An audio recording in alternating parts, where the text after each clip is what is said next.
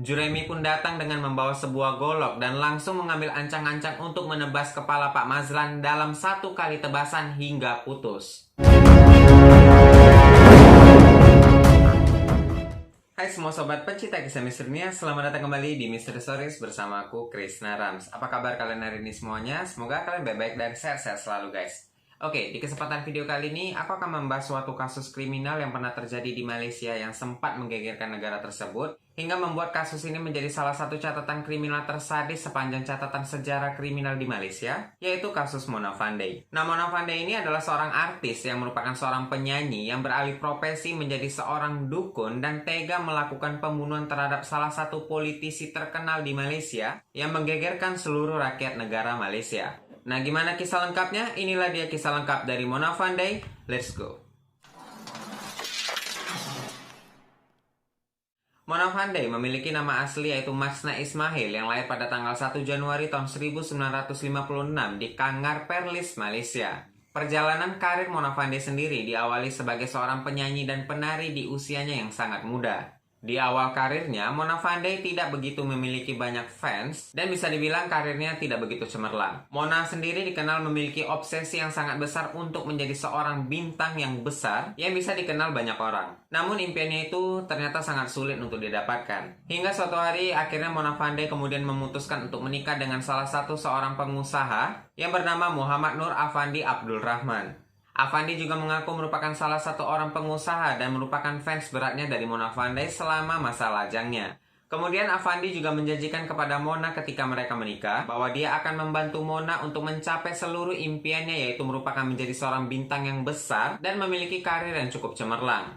Di awal, Afandi mengubah nama Masna Ismail menjadi Mona Fandey. Jadi kita lebih mengenal nama Mona Fandey ini setelah Mona Fandey resmi menikah dengan Afandi. Lalu pasangan ini berusaha terus bekerja untuk bisa mencapai target mereka. Sampai akhirnya berhasillah mereka menghasilkan sebuah album dan tampil di beberapa stasiun televisi Malaysia. Dan akhirnya nama Mona Fandey mulai dikenal banyak orang. Ya tapi namanya juga karir, nama Mona Fandey perlahan-lahan mulai redup dari peredaran musik Malaysia. Hal ini disebabkan karena banyaknya muncul pendatang-pendatang baru yang memiliki suara yang cukup khas yang menggeser nama Mona Fandey. Karena karirnya yang mulai meredup di dunia tarik suara, akhirnya Mona Fandey memutuskan untuk beralih profesi menjadi seorang dukun atau yang sering disebut sebagai bomo dalam bahasa Melayu Malaysia. Peralihan profesinya ini didukung keras oleh sang suami yang selalu setia mendampingi Mona kemanapun dia pergi. Bahkan nih sempat katanya Mona dikabarkan berguru ke Indonesia, tepatnya di kota Medan, dan sempat tinggal lama di kota Medan tersebut. Hingga akhirnya Mona memutuskan kembali lagi ke negara asalnya yaitu Malaysia. Dan dia memutuskan untuk membuka praktek perdukunan tadi di Malaysia. Nah, ketika dia memulai karirnya sebagai seorang dukun, klien-klien yang datang berobat kepadanya juga bukan dari kalangan yang sembarangan. Mulai dari pedagang, pengusaha, artis, bahkan pejabat-pejabat di Malaysia datang kepada Mona untuk meminta bantuan dari dirinya. Dari sinilah nama Mona Fandey terus naik, bahkan lebih sukses ketika dia menjadi seorang dukun daripada seorang penyanyi. Dari sinilah Mona memiliki aset kekayaan yang cukup melimpah, di mana banyak sekali memiliki tanah di mana-mana, rumah, bahkan mobil-mobil mewah. Karir Mona ini benar-benar di luar dugaan nalar manusia. Namun ini semua bisa dia dapatkan karena Mona mematok tarif yang cukup tinggi kepada klien-kliennya yang ingin meminta bantuan dari dirinya. Nah, benar atau tidak, percaya atau tidak, sihir yang digunakan Mona Fandey cukup menarik perhatian dari berbagai macam kalangan yang akhirnya memutuskan meminta bantuan dari dirinya. Ini terbukti dari praktek yang dibuka oleh Mona ini selalu ramai dikunjungi berbagai macam klien yang berasal dari kalangan menengah ke atas. Nah, sekarang kita akan masuk ke kronologi kejadian kriminal yang dilakukan oleh Mona. Let's go. Pada tahun 1993, seorang politisi asal Malaysia bernama Pak Mazlan Idris yang merupakan salah satu anggota Dewan dari Pahang Malaysia memutuskan untuk datang kepada Mona agar Pak Mazlan Idris ini bisa meraih kedudukan menteri di Malaysia dan berniat meminta bantuan dari Mona. Nah, Pak Mazlan ini merupakan salah satu politisi yang sedang naik daun pada masa itu. Nah, ketika Pak Mazlan ini berniat untuk meminta bantuan dari Mona Fandey tidak melepaskan kesempatan tersebut. Mona Fandey justru mematok harga yang cukup tinggi terhadap Pak Mazlan yang akhirnya disanggupi oleh Pak Mazlan. di mana Pak Mazlan ini dijanjikan akan diberikan sebuah jimat yang merupakan tongkat dan songkok yang konon katanya pernah digunakan oleh Bapak Insinyur Soekarno. Mona Fandey mengatakan kepada Pak Mazlan, jika Pak Mazlan menggunakan jimat tersebut, maka karismatik dari Pak Mazlan akan terlihat sangat cemerlang di seluruh mata rakyat Malaysia. Setuju dengan hal itu, Pak Mazlan bersedia membayar kepada Mona Fandey sebesar 2,5 juta ringgit Malaysia atau setara 8,4 miliar rupiah. Dengan cara korban akan membayar 500 ribu ringgit Malaysia sebagai DP dan sisanya akan dilunaskan setelah jimat tersebut jadi dan ada di tangan Pak Mazlan. Dan lalu Pak Mazlan juga mengatakan akan melunasi sisanya jika ketika dia mendapatkan posisi yang dia inginkan. Namun, Mona sebagai gantinya meminta jaminan dari Pak Mazlan, yang merupakan berpuluh-puluhan sertifikat tanah yang dimiliki oleh Pak Mazlan, dan lalu akan mengembalikan seluruh sertifikat-sertifikat tersebut ketika Pak Mazlan selesai melunasi uang yang dijanjikan terhadap Mona.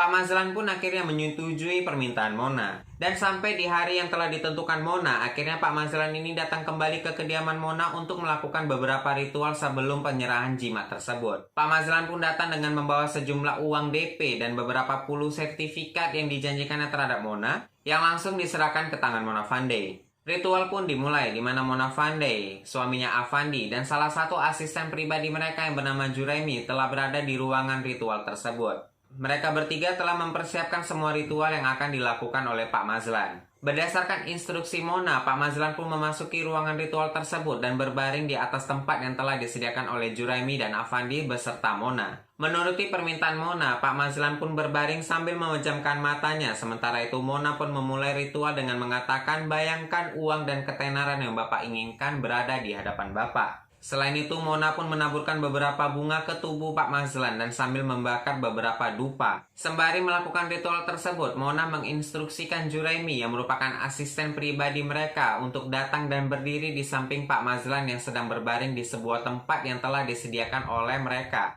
Juraimi pun datang dengan membawa sebuah golok dan langsung mengambil ancang-ancang untuk menebas kepala Pak Mazlan dalam satu kali tebasan hingga putus. Bayangkanlah itu. Tidak puas sampai di situ, Afandi juga langsung mengambil bagian dengan cara memutilasi korban sebanyak 18 potongan bagian dan lalu mereka menguburkan potongan-potongan tubuh tersebut di gudang di belakang rumah mereka. Selepas menguburkan potongan-potongan tubuh korban, Mona dan Afandi memberikan Juraimi uang sebesar 300 ringgit Malaysia sebagai uang tutup mulut. Sementara itu, mereka berdua menggunakan uang Pak Mazlan ini tadi untuk membeli mobil mewah, perhiasan, tanah, bahkan mereka membeli berbagai macam barang-barang keperluan pribadi mereka dengan uang dari hasil melakukan pembunuhan tersebut. Kayak mendadak mereka ini. Beberapa hari berikutnya, keluarga Pak Mazlan membuat laporan kepada pihak kepolisian bahwa Pak Mazlan tidak kunjung pulang berhari-hari tanpa ada kabar apapun. Dan terakhir kali korban diduga keluar dari rumah dengan membawa uang sebesar 300 ribu ringgit Malaysia. Keluarga korban juga mengaku kepada pihak kepolisian bahwa mereka tidak mengetahui sama sekali kemana tujuan terakhir kali Pak Mazlan pergi. Mendapatkan laporan ini, tentunya pihak kepolisian Malaysia dengan sergap langsung melakukan pencarian terhadap Pak Mazlan. Namun setelah melakukan pencarian beberapa hari, mereka juga tidak menemukan titik terang di mana keberadaan Pak Mazlan. Tapi memang nasib tidak berpihak kepada Mona Fandey dan Afandi. Juraimi, orang yang menjadi eksekutor dari Pak Mazlan ini, berhasil diringkus pihak kepolisian beberapa hari setelah mendapatkan laporan kehilangan dari korban, yaitu Pak Mazlan. Tapi pada saat itu Juraimi ditangkap bukan karena tuduhan melakukan pembunuhan terhadap Pak Mazlan, melainkan Juraimi ditangkap karena razia dari narkotika yang dilakukan pihak kepolisian pada saat itu. Pada saat ditangkap, Juraimi dalam kondisi yang mabuk, ngefly dia. Tiba-tiba Juraimi ini dengan sendirinya mengaku kepada pihak kepolisian bahwa dialah yang telah melakukan pembunuhan terhadap Pak Mazlan Idris dan dia merupakan satu-satunya asisten pribadi dari Mona Fandey dan Afandi. Mendengarkan pengakuan dari Juraimi pada saat itu, awalnya pihak kepolisian tidak mempercayainya sama sekali karena Juraimi dalam kondisi yang mabuk kan. Hingga akhirnya setelah berpikir ulang, polisi akhirnya memutuskan untuk menyergap Mona Fandey dan suaminya. Ketika dilakukan penyergapan, Mona Fandey dan suaminya tidak dapat lagi mengelak dari kesaksian Juraimi. Dikarenakan Juraimi ikut membantu pihak kepolisian untuk menemukan jasad dan potongan-potongan tubuh korban. Nah, pada saat melakukan penggalian, polisi tidak berhasil menemukan ke-18 potongan tubuh dari Pak Mazlan. Di mana ada sebuah rumor yang mengatakan bahwa beberapa potongan tubuh dari Pak Mazlan telah dimakan oleh Mona Fandey dan suaminya. Entah rumor ini benar atau tidak, tapi rumor ini cukup banyak dipercaya oleh rakyat Malaysia. Mungkin ada teman-teman yang berasal dari Malaysia yang sedang menonton video ini, boleh kasih tanggapan tentang rumor ini benar atau tidak? Please komen di bawah, aku tunggu komentar kalian ya. Pada tahun 1995, ketiga pelaku yaitu Mona, Afandi, dan Juraimi dihadapkan ke sebuah persidangan yang besar dan akhirnya pengadilan memutuskan mereka bertiga bersalah dan dijatuhi hukuman mati. Mendengar keputusan tersebut, raut wajah dari Mona Fandey sama sekali tidak menunjukkan rasa bersalah dan rasa penyesalan atas tindak kriminal yang dia lakukan. Malah justru sebaliknya dia akan selalu mengumbar senyuman kepada siapapun. Bahkan ketika datang ke pengadilan pun, penampilan Mona ini selalu terlihat trendy dan fotogenik. Dan setelah melewati 65 kali persidangan, akhirnya mereka bertiga dijatuhi hukuman gantung. Mendengar keputusan ini, satu kali lagi Mona Fandey tidak menunjukkan rasa penyesalan atas tindak kriminal yang dia lakukan. Malah justru dia mengatakan dia merasa senang dan mengucapkan terima kasih sebanyak-banyaknya terhadap seluruh rakyat Malaysia. Ketiga pelaku sempat mengajukan banding pada tahun 1999, namun sayangnya pengadilan menolak banding mereka. Dan hukuman gantung mereka ditetapkan pada tanggal 2 November tahun 2001. Ketiga pelaku dihukum gantung pada tanggal tersebut pada pukul 5:59 pagi dan secara resmi mengakhiri dan menutup kasus pembunuhan paling mengerikan dalam sejarah kriminal Malaysia. Kata-kata terakhir sebelum dilakukannya eksekusi gantung, Mona Fandey sempat mengeluarkan satu kalimat yang hingga kini menjadi salah satu kalimat yang paling mengerikan dalam catatan sejarah kriminal Malaysia, yaitu "Aku tak akan mati". Dan benar saja, kasus Mona Fandey menjadi salah satu kasus yang paling mencekam dalam sejarah catatan kriminal Malaysia. Dan nama Mona Fandey hingga kini membayang-bayangi seluruh rakyat Malaysia yang mengingatnya sebagai salah satu pembunuh tersadis asal Malaysia. Oke guys, itu dia tadi kronologi lengkap tentang kasus yang pernah mencekam Malaysia, yaitu kasus Mona Fandey. Gimana menurut pendapat kalian? Please kasih komentar kalian di bawah. Jika ada yang kurang aku sampaikan, boleh banget juga kalian tambahkan di kolom komentar. Dan jika kalian suka dengan video ini, jangan lupa untuk kasih tombol like-nya. Juga jangan lupa untuk subscribe channel ini dan nyalain notification-nya agar kalian mendapatkan notifikasi saat aku upload video terbaru. Juga jangan lupa untuk follow aku di Instagram gampang aja @krisnarams. Dan sampai jumpa di next video. Bye-bye.